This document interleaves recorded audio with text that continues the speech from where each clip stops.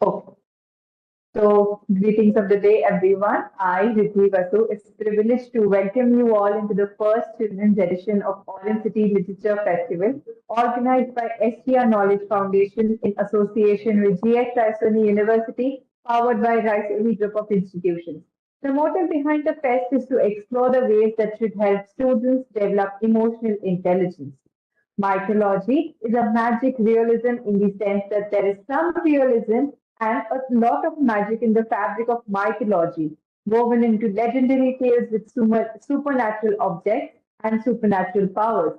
Imagination has been a powerful creative force and continues to be one. So, in this hour of the day, we have with us our speaker, Piyusha Vir, who will be discussing with us on the topic of the magic of mythology, reclaiming the stories of a modern society. But before that, let me introduce our speaker for the hour. Piyusha Vir is a writer, artist, and a trainer. Her writings have been published on various platforms like Shiro's LDD Delhi, Readomania, Mom's Espresso, and Women's Web.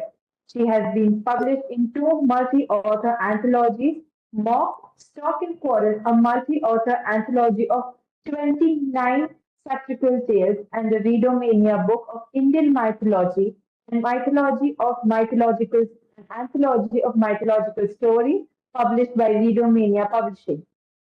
She is the author of Just Another Day, a collection of thriller short stories, and Dashavatar, Stories of Lord Vishnu, a collection of mythological short stories, both published by Readomania Publishing. She is currently working on her next book to be published soon. She is also an artist and loves experimenting with various mediums and art forms. We welcome you, ma'am. So, on that note, I'll ask ma'am to take forward with the session. Thank you so much, Riddhi, and thank you everybody at Orange City Literature Festival for having me as a speaker and for part of this session's edition. I am extremely fascinated by mythology, and diving straight into the topic, I would like to share how my journey into mythology began. So my journey from reading to writing mythology has been quite interesting. It's something that whenever I hear people say that they grew up on these stories, I cannot relate to that at all, because these stories are not something that I've grown up on while reading or hearing.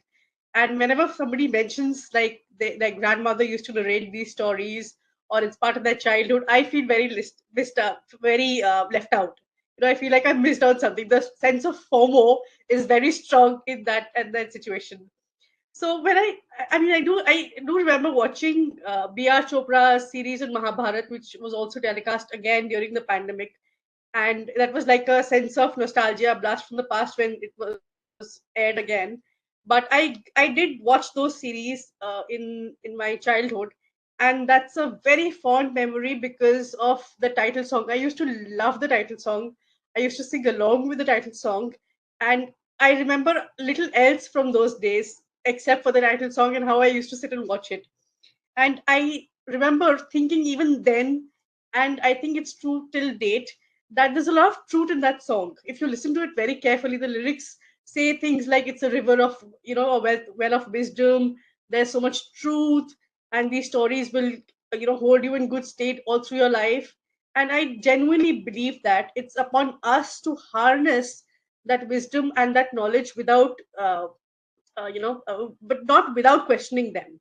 So it's remarkable that these stories have withstood the test of time, and we have continued to read them and consume them, and the stories have passed on from generation to generation in its original form.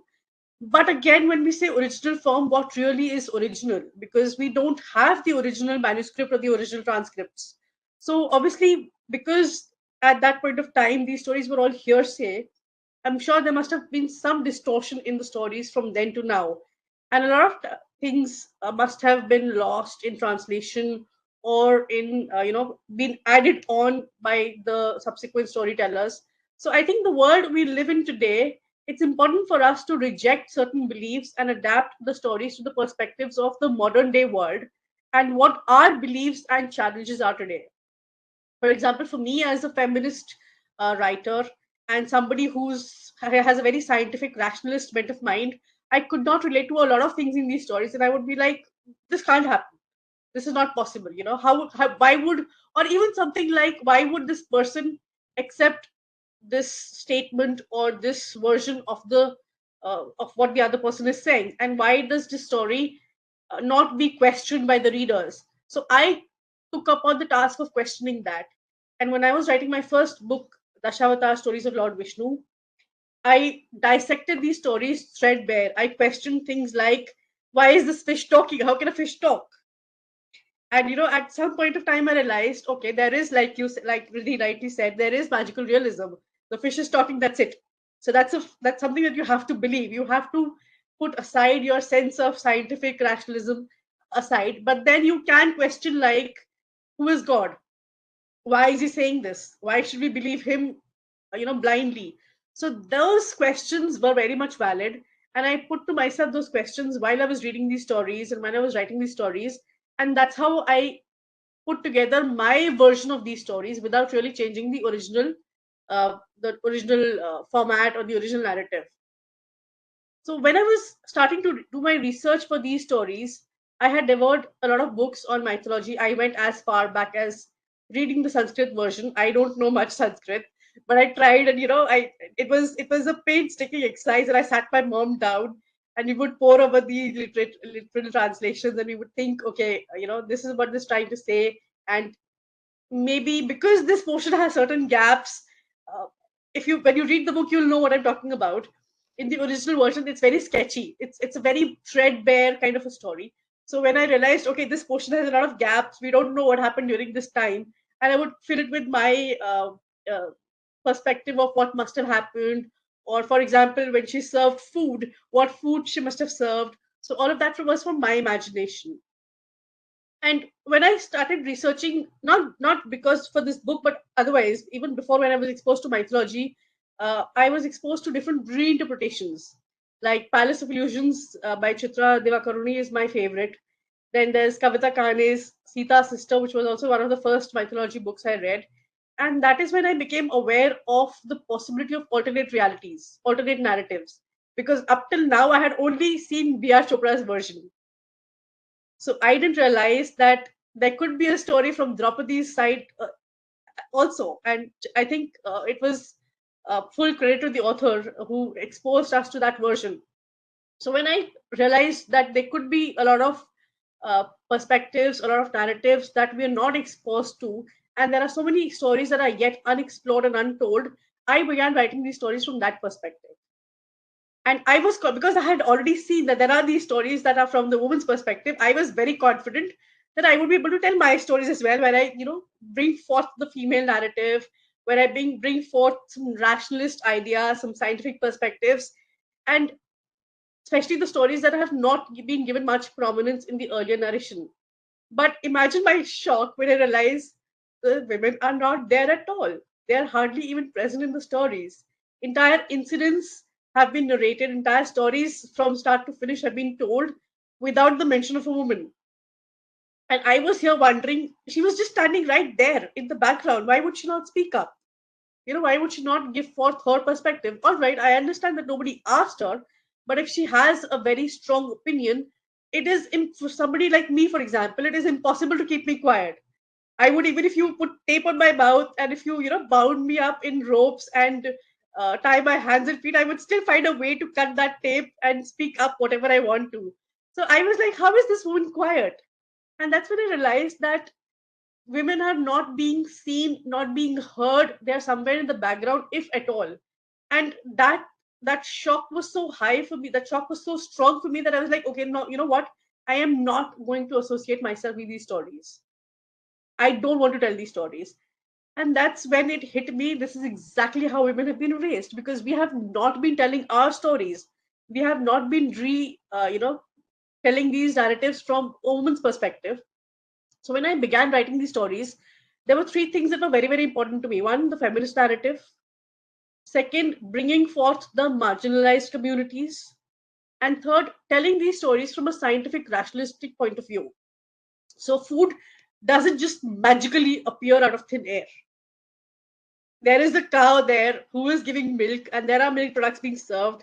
There is agriculture happening, there is farming happening, there are fruits being grown, trees being grown, and that's how the food is appearing. It might seem a lot because when you serve three different types of fruits, you serve two different types of milk products, you serve three different types of consumable crops. It sounds like a huge buffet, which is exactly what happens in five-star hotels even today. So that's how I started connecting with the present day contemporary world that we live in, and how we can relate it to that time and those stories from that time. Apart from that, I also realized that there is genuinely a lot of wisdom and a lot of knowledge, a lot of morals. And I'm not talking about moralistic policing. I'm talking about morals of and values of honesty, of kindness, of empathy, of compassion, of helping one another. And we seem to have forgotten that. We seem to remember that only when it serves us. So are those values applicable in the present times that we live in? And that is the kind of realization that made me made me tell these stories from the perspective of bringing back the earlier messaging, bringing back the values that we had at that point of time. And I also realized at the same time it is extremely important for us to recognize what went wrong in the retellings, in the narratives, in the stories that were being passed down from generation to generation, because we were probably not questioning what we did not agree with, or what we did not kind of accept. We accepted these stories blindly. We did not question what did not conform to our ideals and beliefs. So that is when I realized that it is also important for us to recognize the flaws. There is no doubt, unfortunately, casteism. There is blind belief. And when we've gotten the earlier messaging, we've passed on the stories and they have become superstitions now. The rituals and the traditions have become superstitions now. So we are adhering to certain customs without realizing that they need to be done away, or at least be adapted as per changing times. We're not even seeing the metaphorical and contextual relevance of those stories, because at that point of time they were probably relevant. We had, for example, there was this a conversation that I was having with a mythological expert, and he said in the olden times we had no electricity. So cleaning up a room, especially with a broom, was a risky thing. Supposing you dropped a gold earring or you dropped some other valuable, you would not be able to see in the dark. And we've forgotten that story, but we've continued the superstition of don't clean your room, or don't sweep the room in the dark. So that's how we have that's how the superstitions kept getting passed on. And there is a lot of value to be derived, but the values of the lessons have been forgotten. So for me it was important to return to the stories again, extract the true value of the stories that guide us, and also remind us of the virtues, like I said, of empathy, honesty, devotion, and stop taking the stories at literal value.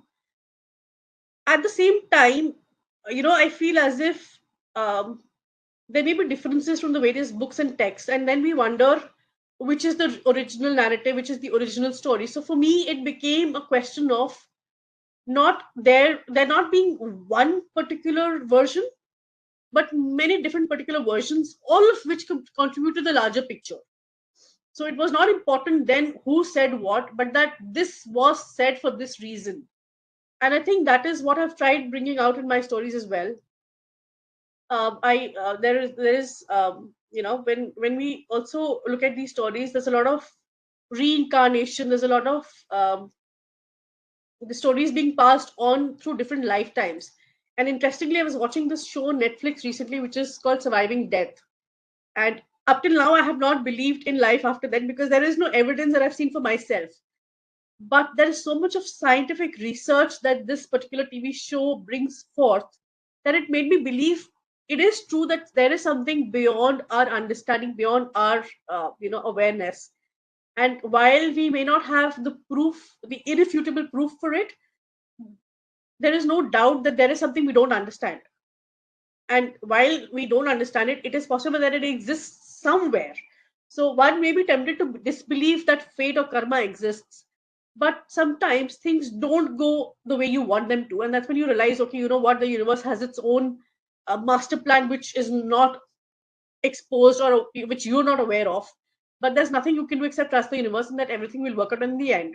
Which is again to say that what is our purpose, especially from these stories, what is our takeaway from these stories? You have to do your job, which is be kind to others, be helpful to each other, be respectful for one another, do away with the caste system, which is very, very important to me as a personally. And if nothing else, these stories would help us make sense of the world around us. Sometimes they help us answer existential questions, because I keep questioning, why am I here? What am I doing here? And for example, the first story that I wrote in this particular book itself, the Matsya Avatar story, there is a reason, and these questions are important. So there is a reason why we're here. And when you're looking to, you know, find your own purpose, when you're looking to explore why you came into the universe, you will find an answer that there is a larger plan and you're part of that plan. And that gives you comfort, because while you're doing your job and you're being kind to each other, you're being respectful of one another, you're, being helpful, you are also living your life and fulfilling your purpose even while you're searching for your purpose. So I think it's important that we keep questioning what we're doing, why we're doing it, while also believing that there is something which is, we're like puppets probably, and there is something that after a point that it's not in our hands. I think that is what mythology means to me, and that is what reclaiming mythology in a modern day society means to me, wherein you're able to balance the science and the blind. Without the blind faith, you're also able to balance the faith. So there is faith, there is questioning, and I remember reading a lot of these stories during my research. In fact, even after this book was published, I remember reading a lot of these stories where it very clearly said, question, ask, don't believe blindly. Nobody's asking you to believe blindly. Question, come to your own answers, seek, and then believe. And I think that is what I've started doing, and I think I would, urge everyone to continue the journey of exploring and learning based on their own observations and experiences. That is how I think we can reclaim mythology in a modern day world.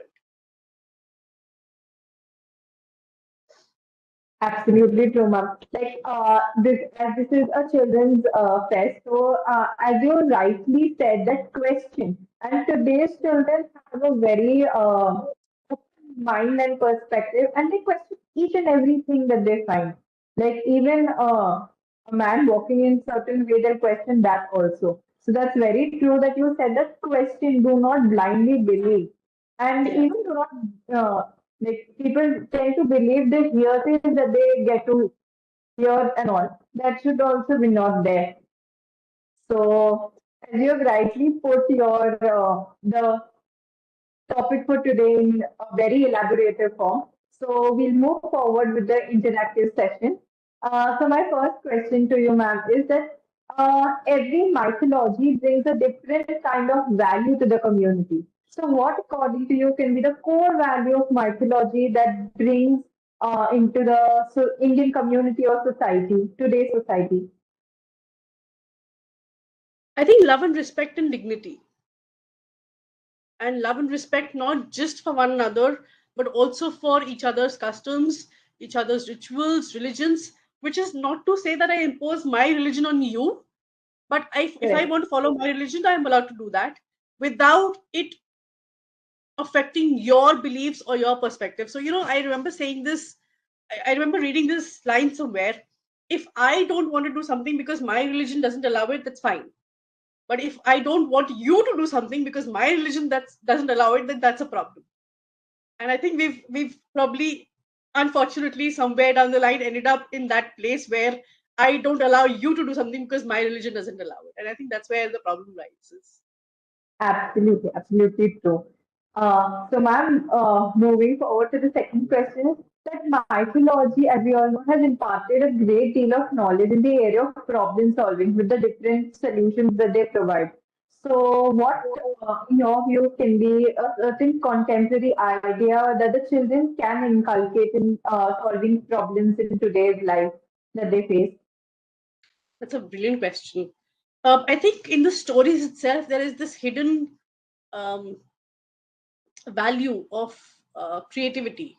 When we look at these stories, there's so much of magic and so much of unrealistic elements. For example, the Pushpak Viman and the weapons that they probably used. The nuclear weapons were obviously devised many years later, but I'm sure in that time also they had their version of the nuclear weapons, and they had their version of aeroplanes in the Pushpak Viman and all the other gadgets that they have. So I think even at that time they were very imaginative and they were very creative. Somebody must have sat down and thought, Ki, this could be possible someday in the future. For example, today we don't know whether aliens exist or not. We have no evidence, but there have been films, like brilliant films like Arrival, which try and imagine what they would look like, and they don't look like humans at all.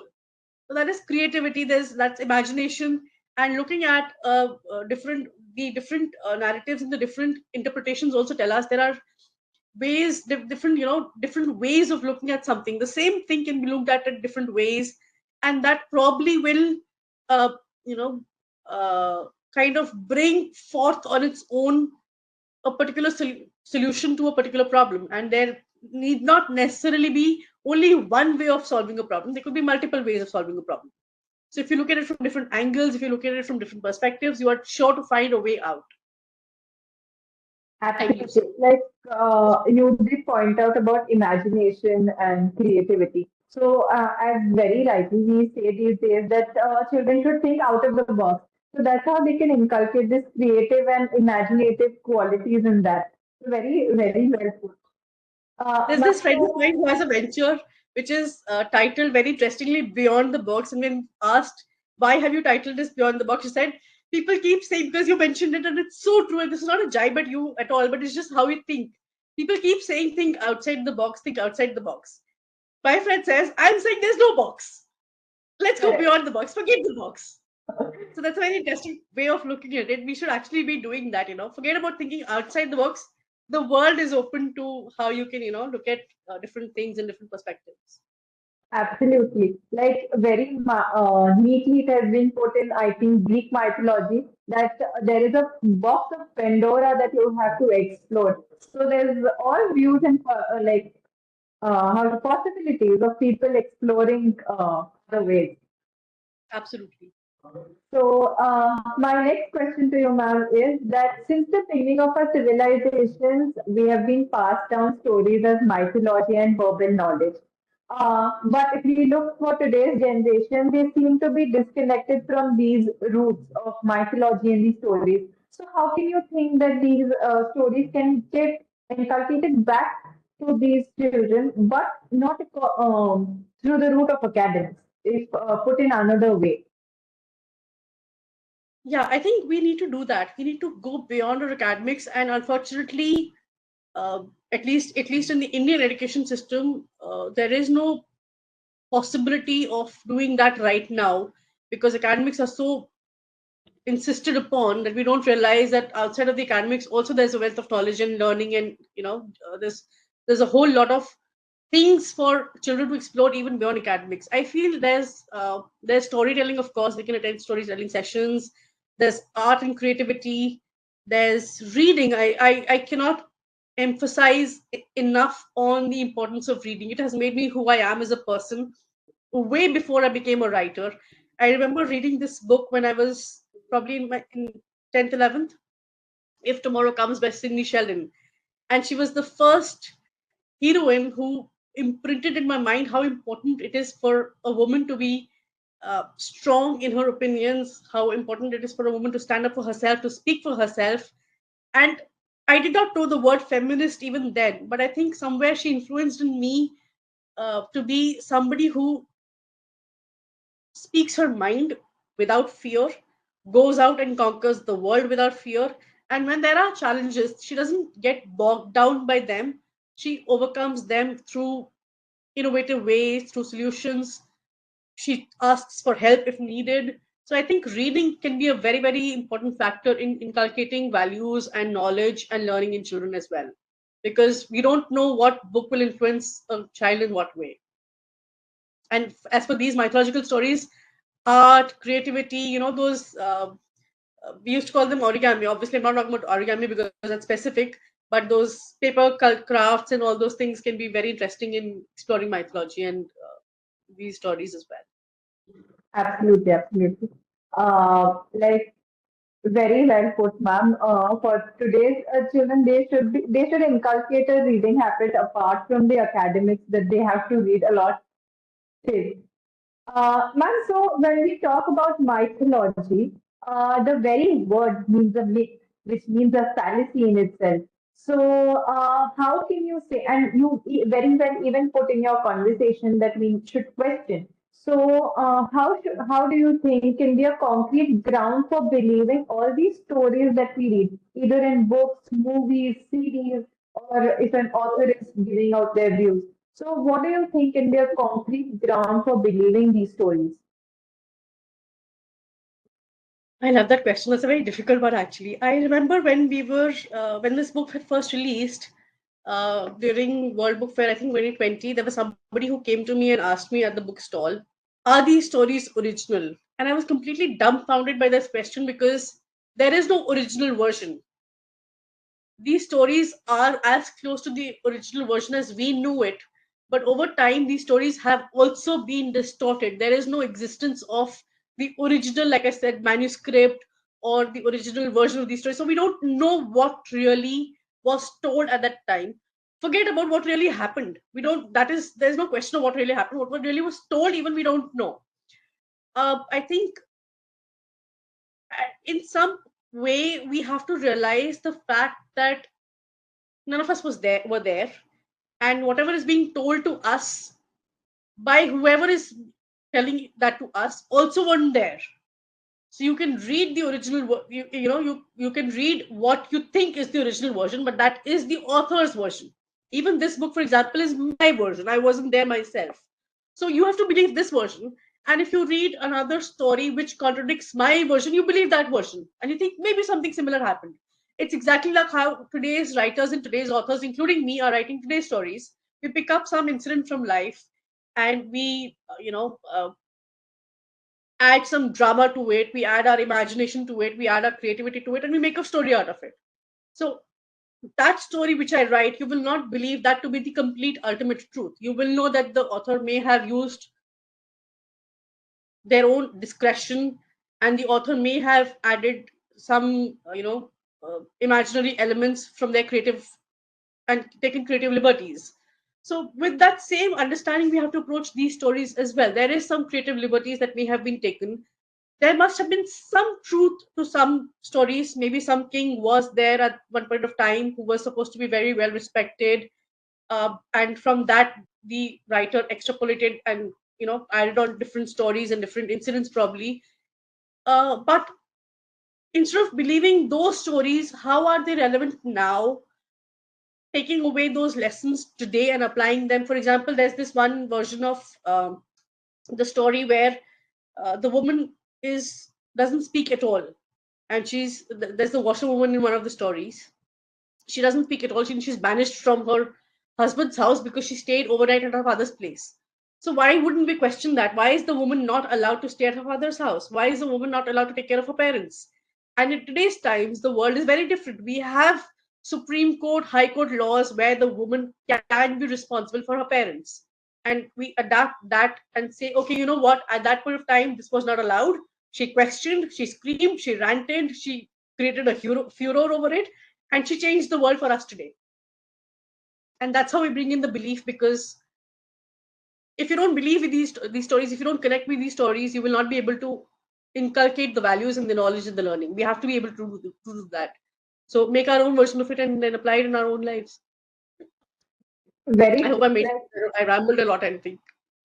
no, no. It was such a nicely put answer on because it gave me a perspective of understanding that, like you said, we believe stories from different authors. So it's basically a thing that we need to join dots and understand the story at the end. And if there is a Yes. vacuum, so authors like you just fill up the vacuum in that and, in the translations that goes through. So I very think well put. And then the other question that I have, you in your conversation also spoke about superstitions, and not just superstitions. We look at this astrology also, a sun sign. So, do you think that superstitions played a significant role in mythology, in the stories that were written down? Do you think superstitions, because even today, in today's day, we believe in certain superstitions. So, how does superstition and mythology go hand in hand? Yeah, I think so. Like for example, I narrated that incident where this mythological expert told me why brooming at night was considered to be a risk, considered looked down upon. And we've forgotten that, and we've continued the superstition today. We have power, we have electricity today. Similarly, I think I don't know whether it's appropriate to tell this for a children's literature festival or not, but there are certain challenges that women face because of their periods. And at that point of time, it was about, what, you work the entire month through, just take these few days off, rest. Your body needs it, your body is demanding it, so just rest. And somehow that became, okay, you know what, stay outside the house, don't come into the kitchen, don't sleep with the rest of the family in the same house. And that became a superstition. We forgot that the woman needs rest, so the woman is still working, not allowed into the kitchen, banished into one corner of the house, and as if she has some untouchable disease, which she does not. So we have to normalize that. We have to forget that these superstitions are this is what we exactly have to forget and reject, and make these beliefs normal, that it's okay to have this, it's okay to be have periods, it's okay to be I was completely going in a tangent, let me just come back. So yeah, forget the superstitions and just take the lessons and the learning. We Totally. often I remember having this conversation just yesterday with a man who said women are super women, you women are amazing, you give birth, there's so much you take care of. And I was just thinking in my mind, that's exactly how you've put us on a pedestal, but you don't really respect us. We don't need to be worshipped, we don't need to be treated on a pedestal, we don't need to be treated like women. We need to be treated like human beings who deserve respect, love, rest, share the workload, and that's all we need. Exactly, exactly. And having a negative impact on such superstitions in today's society, as you very correctly said, people need to normalize these superstitions and look at the scientific approach that they had in back days. So that's very Yeah. correct what you said. Ma'am, my last question to you, that mythology has always influenced culture and tradition. And with India being a multifaceted traditional and cultured country. So, how do you think mythology can play a part in influencing culture and tradition and changing it to in today's modern society's perspective? I love all your questions, Riddhi. Thank you for asking that. In recent times, I'll answer this question with respect to festivals particularly, because I've been exploring that in the recent years, but a little more. And we have Holi, we have Diwali, we have Raksha Bandhan, which are all festivals based on mythology. So let's talk about Holi. It's great that we have this festival of Holi, and a certain section of society obviously believe that it's a festival related to agriculture, to the onset of the spring festival, and we're celebrating that. But it is also a Hindu festival in which we're celebrating the burning of the demoness Holika. Why do we forget that a woman has been demonized?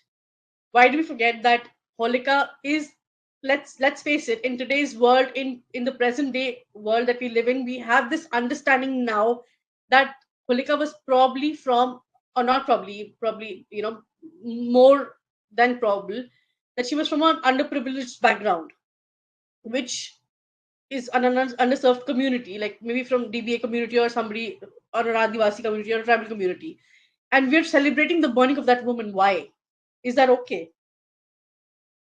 We need to question that. We need to celebrate Holi. Go out, spread colors, spread joy, use organic colors, but also remind yourself that this is a woman who's burning, you're celebrating. Also be mindful of that. Same way, I think Raksha Bandhan. Raksha Bandhan was for a completely different reason, and it's now come down to men protecting their sisters. And I had this major issue with the festival because there have been times that I think all of us relate to this. 5 or 6 year old boys are protecting 15, 20-year-old women who are their elder sisters. 10, 15, 20, and the woman is more capable of protecting her little brother, and yet it's the brother who's doing the Raksha. You're 5 years old. What will you protect a 10-year, 15-year-old? She's more capable of protecting you. So you know what? Last year I was like, okay, you know what? I want to celebrate Raksha Bandhan, but I don't want to give it to my brother who's 15 days elder to me because he's my cousin, so I call him my brother. He's 15 days elder to me, and how will a 15-day elder brother protect me? I'm equally capable of protecting myself. So the last year that I celebrated Raksha Bandhan, I dedicated it to all my friends who've protected me, whether it be online trolls, whether it be my fear of self-doubt, whether it be my lack of confidence in something. They've been there for me. They've pulled me up. They've screamed at me. They've told me that shot of confidence, we have faith in you, you can do this. They've fought for me. They've literally had online conversations in comment section of posts where they're battling it out with some trolls. So I think they are more deserving of that bond, of that Raksha thread, that Raksha Bandhan thread, that Rakhi, and I would like to give it to them. Similarly, Diwali. It's fine that you're celebrating the victory of evil. Victory of evil. I'm saying victory of good over evil, but at the same time, is the opposite party really evil? If we're talking about oppressed community fighting against an oppressor, who is the evil here? So go out, celebrate Diwalis without the pataka because the patakas are a later addition. So I think for me, traditions and rituals would mean lighting diyas, eating sugar-free sweets because I love sweets. So let's make it sugar-free. Forgetting all your uh, conflicts with one another, all the interpersonal conflicts, and just kind of making peace with everybody, and kind of starting afresh with yourself, with your friends, with whoever you fought with, forgetting, letting bygones be bygones, etc. And that is the kind of festival I would like to celebrate. At the same time, giving not just one day's respect, but the entire year, every day, every single day, every month, week on week, to the underprivileged also, and sharing that joy because it's their Diwali as well. It's their festival as well. And just being mindful of the fact that if the oppressed fought against the oppressor and the oppressor won, it's not really a victory. It's the oppressor still oppressing the oppressed. So I think we have to maintain I would love to maintain the rituals, but at the same time being mindful of what they really mean. So true, ma'am. So true. Like I get to hear these rituals have been modernized, but these have been modernized according to today's view and perspectives that have developed. And I think very rightly put, the reasons behind these rituals have been very different. And today, those reasons don't much make sense to us. So that's very true. With this, we move to the conclusion of today's session. It was a brilliant session, ma'am. We got to know so much about how mythology can be taken up as in a realistic world like today, and how we do not always have to believe those myths and superstitions and have a negative approach to it. But we can always bend and mold it according to our convenience also. So with Absolutely. this, I'll move forward with the closing note. Thank you so much, ma'am, for being in today's session. It was a pleasure being part of this session. I once again thank you and the audience in the forms of the assistance. Get ready for the quiz based on this session and visit www.oclfnagpur.com to participate in a quiz and win exciting gifts and prizes. A gigantic Orange City Literature Festival will be back in November 2022 in city of Nagpur, the city of oranges.